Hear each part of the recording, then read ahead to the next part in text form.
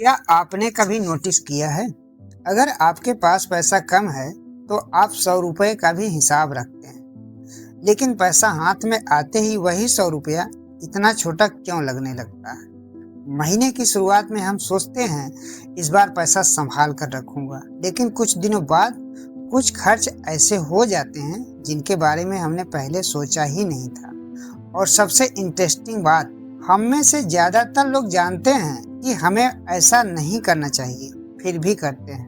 क्यों? क्या समस्या हमारी इनकम में है या फिर समस्या हमारे दिमाग में छिपी है? आज हम मनी साइकोलॉजी के 5 ऐसे साइकोलॉजिकल टाइप समझेंगे जो हमारे फाइनेंशियल डिसीजन को चुपचाप प्रभावित करते हैं। और आखिरी वाला ट्रैप शायद आपको सबसे ज्यादा चौंकाएगा, क्योंकि उसमें पैसा खर्च नहीं होता, फिर भी नुकसान हो सकता है। देखिए, पैसे का फैसला हम कैलकुलेटर से नहीं करते, हम अक्सर पैसे का फैसला करते हैं भावना से, आदत से और परिस्थिति देखकर। इसीलिए एक ही इनकम वाले दो लोगों की फाइनेंशियल स्थिति कुछ साल बाद बिल्कुल अलग हो सकती है। एक व्यक्ति कहता है पैसा बचता ही नहीं, दूसरा उसी तरह की इनकम में धीरे धीरे फाइनेंशियल सिक्योरिटी बना लेता है। तो आज सवाल ये नहीं है कि पैसा कैसे बचाएं, आज सवाल इससे थोड़ा गहरा है। हम पैसे के साथ वैसा व्यवहार क्यों करते हैं जैसा हम करते हैं? क्योंकि जब तक आप अपने पैसे के पीछे काम कर रहे दिमाग को नहीं समझेंगे, तब तक सिर्फ बजट की बातें शायद ज्यादा काम नहीं करेंगे। आइए एक एक करके सभी पांचों ट्रैप को समझते हैं। ट्रैप नंबर 1, पैसा आते ही इसका मूल्य बदल जाता है। मान लीजिए आपके पास 10,000 रुपया है। महीने की शुरुआत में ये 10,000 आपको काफी बड़े लगते हैं, लेकिन वही 10,000 रुपया जब अलग अलग छोटे खर्चों में बंटने लगते हैं, जैसे कि 3,000 यहाँ, 5,000 रुपया वहाँ, 700 रुपया कहीं और, तो दिमाग हर बार इसे बड़ा फाइनेंशियल डिसीजन नहीं मानता।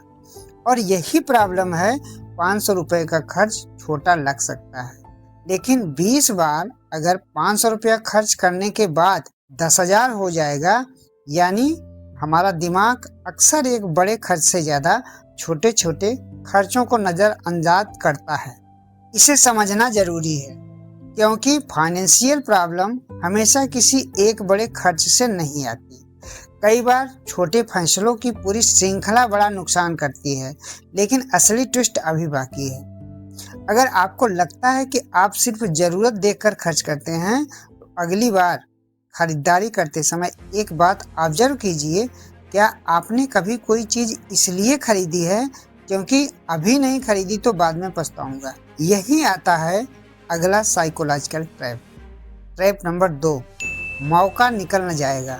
मतलब discount, limited time offer, last 2 hour, only few left. ये सिर्फ शब्द नहीं है, ये आपके दिमाग पर अर्जेंसी का दबाव बनाते हैं। दिमाग सोचता है मुझे फैसला अभी करना है, और जब हमें लगता है कि समय कम है, हम जरूरत के बारे में कम और मौका खोने के डर के बारे में ज़्यादा सोचते हैं। इसलिए अगली बार कोई ऑफर देखकर खुद से पूछिए, अगर यही चीज़ बिना डिस्काउंट के होती तो क्या मैं फिर भी इसे खरीदता? अगर जवाब है नहीं, तो शायद आपको प्रोडक्ट नहीं चाहिए था, आपको सिर्फ डिस्काउंट अच्छा लगा था।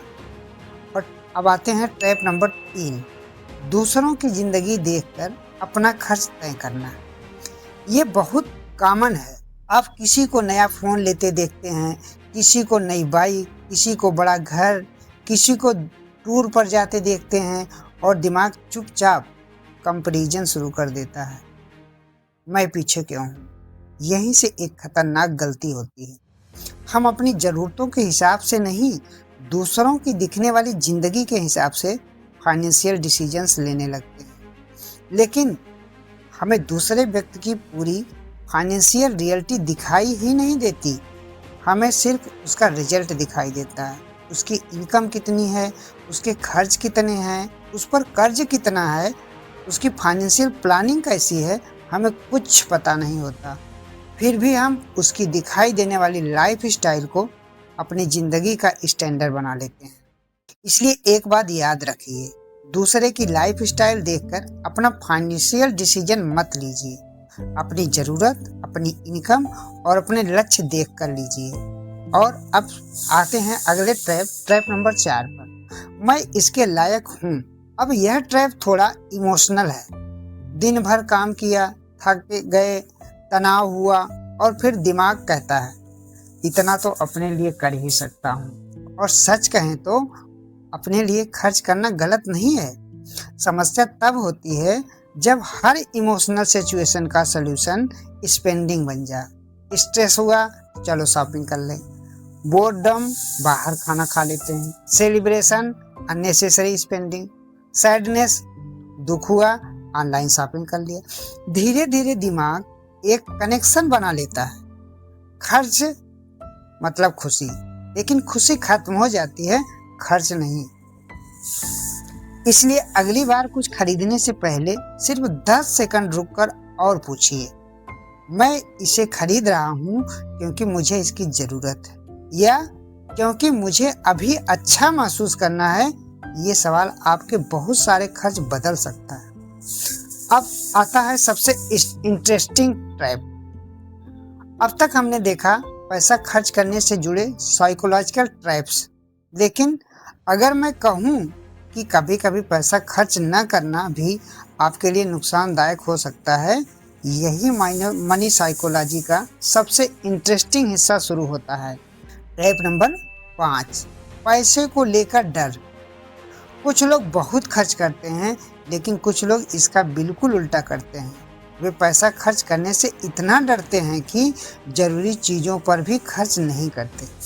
हर समय डर, पता नहीं कल क्या होगा। यह डर उन्हें फाइनेंशियल डिसीजन लेने से रोकता रहता है।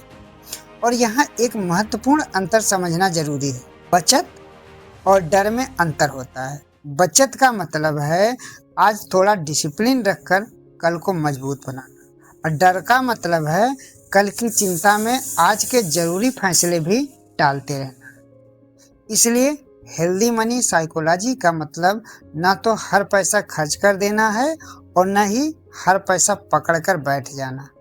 असली लक्ष्य है पैसे पर नियंत्रण। तो सही मनी साइकोलॉजी क्या है? अब तक की पूरी बात को सिर्फ 4 सवालों से समझिए। जब भी पैसा खर्च करने का फैसला हो, खुद से पूछिए, क्या मुझे इसकी सच में ज़रूरत है? क्या मुझे इसकी अभी ज़रूरत है? क्या मैं इसे अपनी इच्छा से खरीद रहा हूँ या किसी इन्फ्लुएंस की वजह से? क्या इस खर्च के बाद भी मेरा फाइनेंशियल गोल सुरक्षित रहेगा? अगर आप इन 4 सवालों की आदत बना लेते हैं तो आपको हर छोटी चीज़ के लिए फाइनेंशियल एक्सपर्ट की ज़रूरत नहीं पड़ेगी, क्योंकि आपने अपने दिमाग को समझना शुरू कर दिया। देखिए, पैसा सिर्फ नोट, बैंक बैलेंस या अकाउंट में दिखाई देने वाली संख्या नहीं है। पैसा हमारे फैसलों, आदतों और भावनाओं से जुड़ा हुआ है। इसीलिए फाइनेंशियल फ्रीडम की शुरुआत हमेशा ज़्यादा पैसा कमाने से नहीं होती। कई बार शुरुआत होती है अपने पैसे के बारे में अपनी सोच को समझने से। अगली बार जब पैसा आपके हाथ में आए तो सिर्फ ये मत सोचिए मैं इससे क्या खरीद सकता हूँ। एक बार ये पूछिए, क्या यह पैसा मेरी ज़िंदगी को बेहतर बना रहा है या सिर्फ मेरे उस पल को? क्योंकि पैसा कमाना आपकी इनकम तय करता है, लेकिन पैसे के साथ आपका व्यवहार आपकी फाइनेंशियल ज़िंदगी तय करता है। अगर आज की वीडियो ने आपको अपने किसी पुराने मनी हैबिट के बारे में सोचने पर मजबूर किया है तो कमेंट में सिर्फ इतना लिखिए, मुझे अपनी मनी साइकोलॉजी बदलनी है। और अगर आपको लगता है कि आपके किसी अपने को भी पैसे के बारे में ये बात समझनी चाहिए तो वीडियो उसके साथ ज़रूर शेयर कीजिएगा। दोस्तों, ऐसे ही आसान और प्रैक्टिकल फाइनेंस लर्निंग के लिए चैनल को सब्सक्राइब कर लीजिए, क्योंकि पैसा सिर्फ कमाना नहीं है, पैसे को समझना भी ज़रूरी है। Thank you. जय हिंद, जय भारत।